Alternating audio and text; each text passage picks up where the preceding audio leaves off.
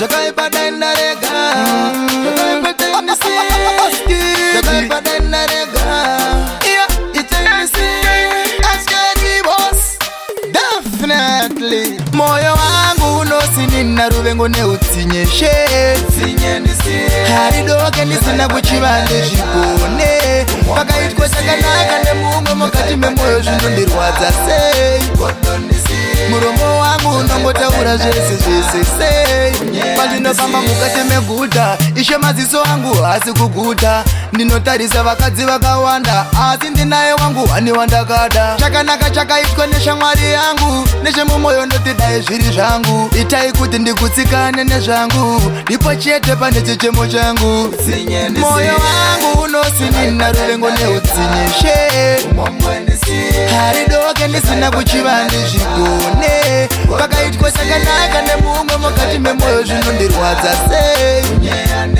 muromo wangu unongotaura zvese hana kunaka mashoko andinotaura anobaya achipisa kumwe mbaura kuyedza kuzvichenesa ndosakanashaura sai ndichishuva vamwe vagokaura itai kuti ndigopfugama ndichinamata pamwe nekugutsikana nezvandinoshanda mugoropafadzawo chese chandichabata netiweki yevamwe ngandisaikata moyo wangu unosinina ruvengo neudzinyeshe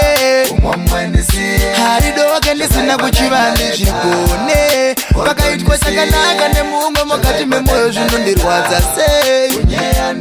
muromo wangu unongotaura zvese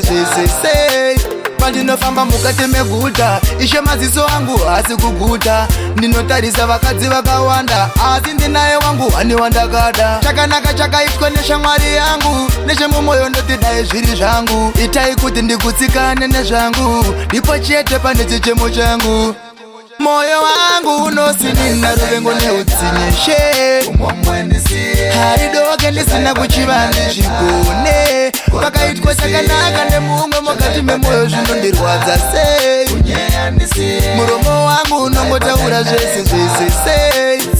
moyo wangu unosinina ruvengo neudzinyeshe haridoke ndisina kuchiva ndizvigone pakaitwa sakanaka nemumwe mukati memoyo zvinondirwadza sei muromo wangu unongotaura zvese moyo wangu unosinina ruvengo neudzinyeshe haridoke ndisina kuchiva ndizvigone pakaitwa chakanaka nemumwe mukati memoyo zvinondirwadza sei muromo wangu unongotaura zvese Jakaipada inarega, umwamwenisiye Jakaipada inarega, godonisiye Jakaipada inarega, unyeandisiye Jakaipada inarega, godonisiye Jakaipada inarega, kunyeandisiye